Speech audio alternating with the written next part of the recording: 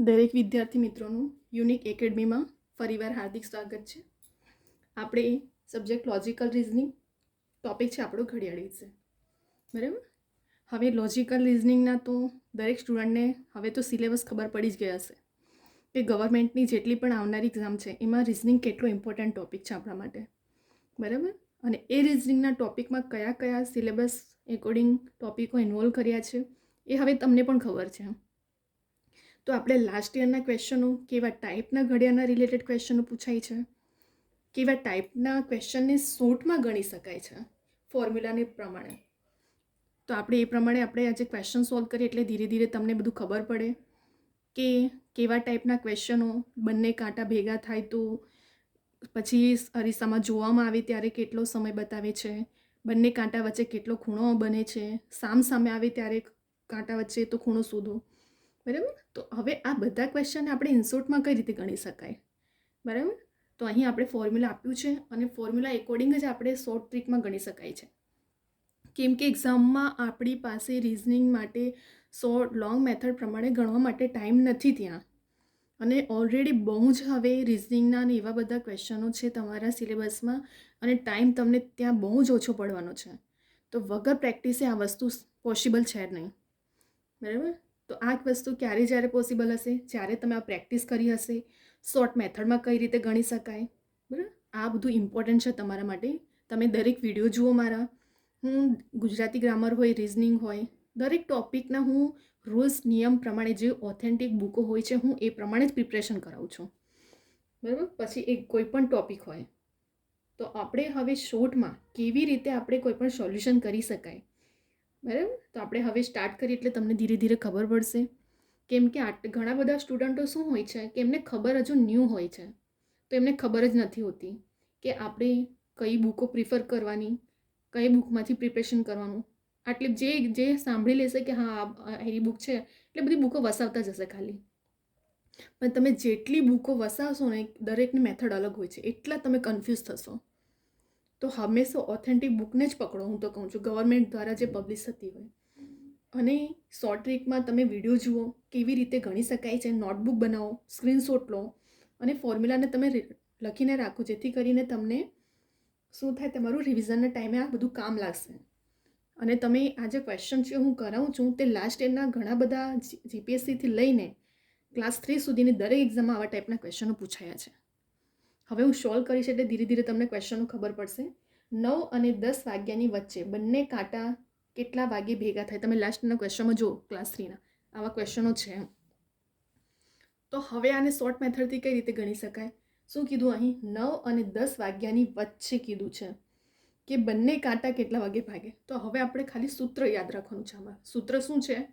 સમય બરાબર ગેપ ગુણ્યા 12/11. બસ આ સૂત્ર આપણે યાદ રાખવાનું છે. આમાં શું રાખવાનું છે? સૂત્ર શું છે? ગેપ ગુણ્યા 12/11. હવે ગેપનું સૂત્ર શું છે ગેપ શોધવા માટે?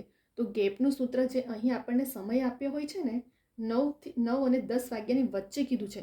તો પહેલો સમય 9થી ચાલુ કરવાનો અને 9થી 10 વાગ્યા વચ્ચે કેટલા મિનિટ આવે? 5 મિનિટ આવશે. તો જે આગલો સમય છે એના ગુણ્યા 5 મિનિટ કરી દેવાનું એટલે 45 આવી ગયું ગેપ આપણો. ફરી એકવાર ગેપ ગણવાનું કહે તો જે સમય આગળ આપ્યો હોય છે ત્યાંથી લઈને 10 વાગ્યાની વચ્ચે કેટલા મિનિટ હશે? 5 મિનિટ હશે. તો 9 ગુણ્યા 5 કરી દો મિનિટના. 45 આવી ગયો આન્સર. તો ગેપની કિંમત શું મૂકશું આપણે? અહીં આવ્યું 45 અને સૂત્રનો મૂકો 12/11 આવી ગયો આપણો. હવે 45 ગુણ્યા 12 કરશો તો જવાબ કેટલો આવશે? 540. 540/11 કરશો તો હવે આપણે અપૂર્ણાંકમાં આન્સર મળશે. 49 ને 11 વડે ગુણશો તો કેટલા આવશે? 539. એમાં 1 ઉમેરશો તો 540 થઈ ગયા. તો આપણો આન્સર કેટલો આવ્યો? 49/1 આ છે આપણો આન્સર. પણ તમને ત્યાં એક્ઝામમાં અપૂર્ણાંકમાં પણ ફેરવતા આવવું જોઈએ. જો તમને આવું ના આવે તો જે તમને ઓપ્શન આપ્યા હોય ને એના પરથી આ બેનો ગુણાકાર કરીને 1 માઇનસ કરીને ટ્રાય કરી લેવાનું. કેટલા ક્વેશ્ચન એવા છે જે ઓપ્શન જે તમારે આપ્યા હોય છે ને આન્સર એના પરથી પણ ગણવામાં આવે છે. બરાબર. ફરી એકવાર ધ્યાન આપજો. બંને કાંટા કેટલા વાગે ભેગા થાય? તો સૂત્ર ગેપ ગુણ્યા 12/11. આ સૂત્ર વડે બંને કાંટા ભેગા થાય એનું સૂત્ર છે. હવે બંને કાંટા કેટલા વાગે ભેગા થાય તો આપણે ગેપ શોધવા માટે શું કરવાનું? પહેલો જે સમય 9થી સ્ટાર્ટ થાય છે તો 9 થી 10 વાગ્યાની વચ્ચે કીધું છે, તો 9 ગુણ્યા મિનિટ, 9 અને 10ની વચ્ચે કેટલા મિનિટ આવે? 5 મિનિટ હોય. તો 9 ગુણ્યા 5 45 આવી ગયું, અને 12/11, તો 45 ગુણ્યા 12 એટલે 540/11. 49 ને 11 વડે ગુણશો તો 539 આવશે, એમાં એક ઉમેરશો તો 540, એટલે અપૂર્ણાંકમાં ફેરવાઈ ગયો આપણો આન્સર. બરાબર. ત્યાર પછી આપણે બીજો ક્વેશ્ચન જોઈએ. 4 થી 5 વાગ્યાની વચ્ચે બંને કાંટા કેટલા વાગે સામસામે? અહીં શું હતું? કેટલા વાગે ભેગા થાય છે બંને કાંટા, અને અહીં પૂછાય છે કે બંને કાંટા કેટલા વાગે સામસામ આવે.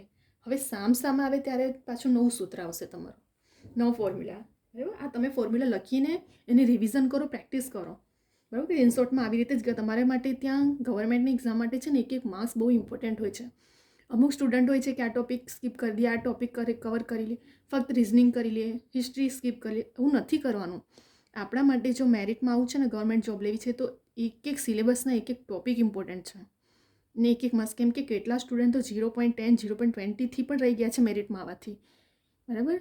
તમે જે ઓલ્ડ સ્ટુડન્ટો છે એમને પૂછો, જે એટલી હાર્ડ પ્રિપરેશન કર્યા પછી પણ જ્યારે આટલા માર્ક્સથી રહી જાય છે. તો આપણો વારો આવો ના આવે. આપણે કમ્પ્લીટલી પ્રિપરેશન એક ટોપિક ના કરીએ. બરાબર. કેમ કે ત્યાં મેરિટ માટે આ એક ક્વેશ્ચન, 2 ક્વેશ્ચન પણ ત્યાં ઇમ્પોર્ટન્ટ બની જાય છે. હવે આપણે ગણીએ કે બંને કાંટે સામસામે ક્યારે આવે. તો બંને કાંટે સામસામે તેનું સૂત્ર શું છે?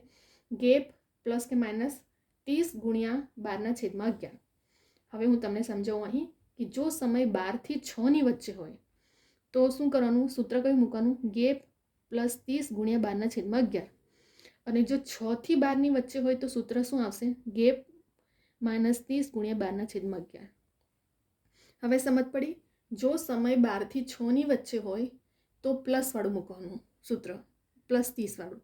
અને જો સમય 6 થી 12ની વચ્ચે હોય તો ગેપ માઇનસ 30 વાળું મૂકવાનું સૂત્ર. બરાબર.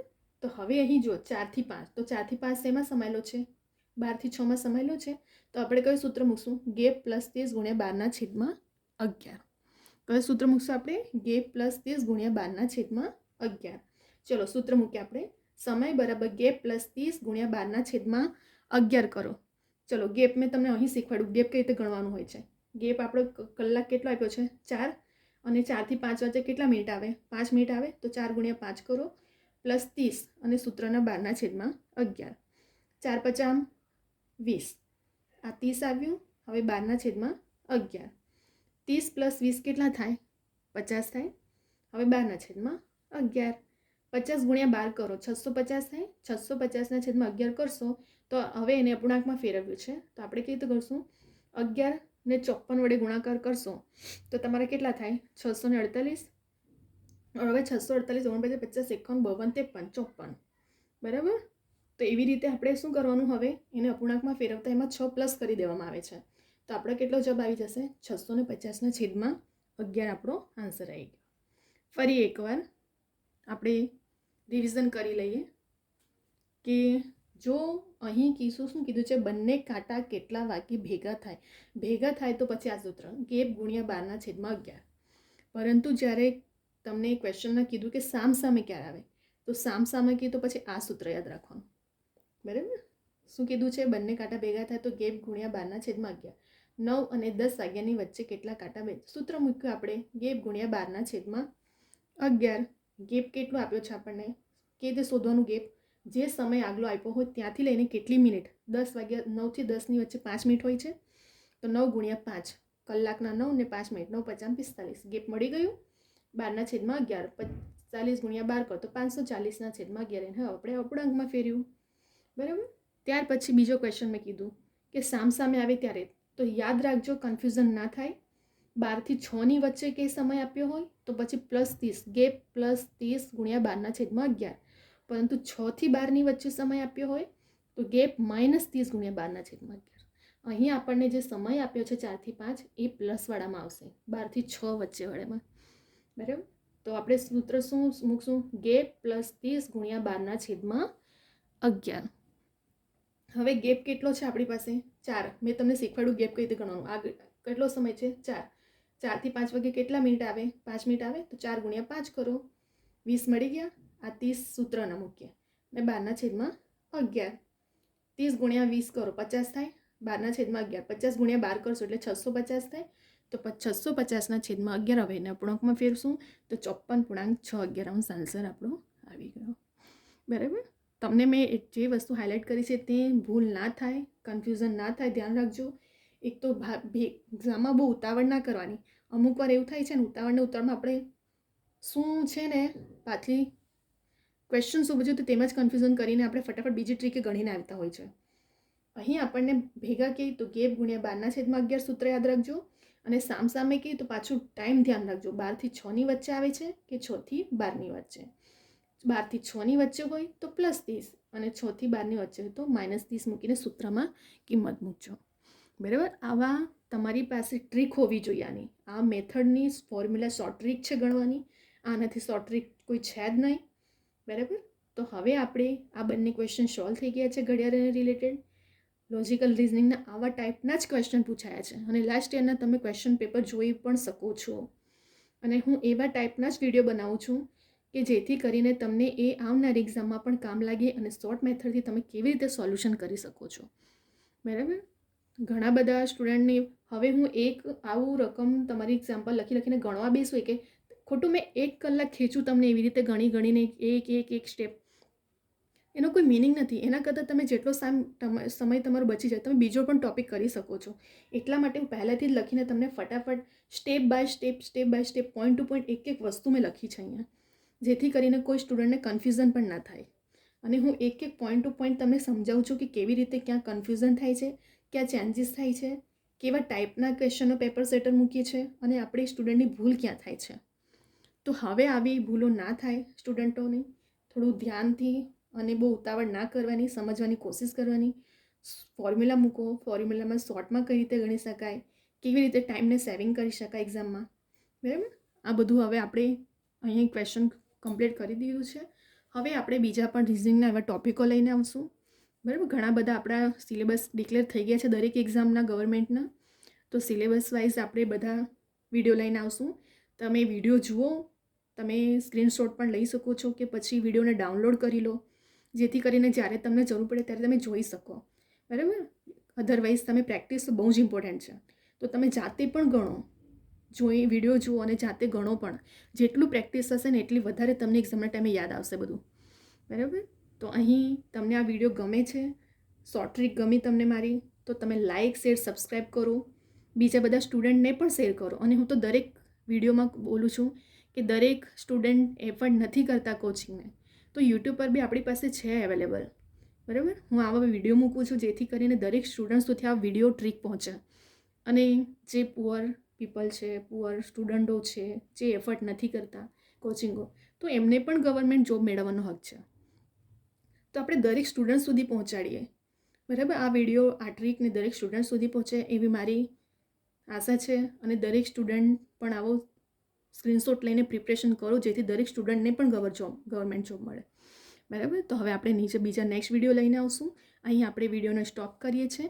તમે સબસ્ક્રાઈબ કરીને નોટિફિકેશન બેલ આઇકનને ઓન રાખો, જેથી કરીને હું જે પણ સિલેબસ વાઇઝ દરેક એક્ઝામના, હું એક પર્ટિક્યુલર નથી મૂકતી, હું એવા જ ટોપિક લઈને આવું છું કે જે દરેક એક્ઝામમાં તમને કામ લાગે. બરાબર. દરેક એક્ઝામમાં આ રિઝનિંગના આવા ટોપિકો છે. તો પછી એ ટેટ કોન્સ્ટેબલ PSI, CCની હોય, ગવર્મેન્ટની GPSCની હોય, દરેકમાં કામ લાગશે તમને બધા ટોપિકો. બરાબર. તો અહીં આપણે વિડીયોને સ્ટોપ કરીએ છીએ. હવે આપણે નેક્સ્ટ વિડીયો લઈને આવશું.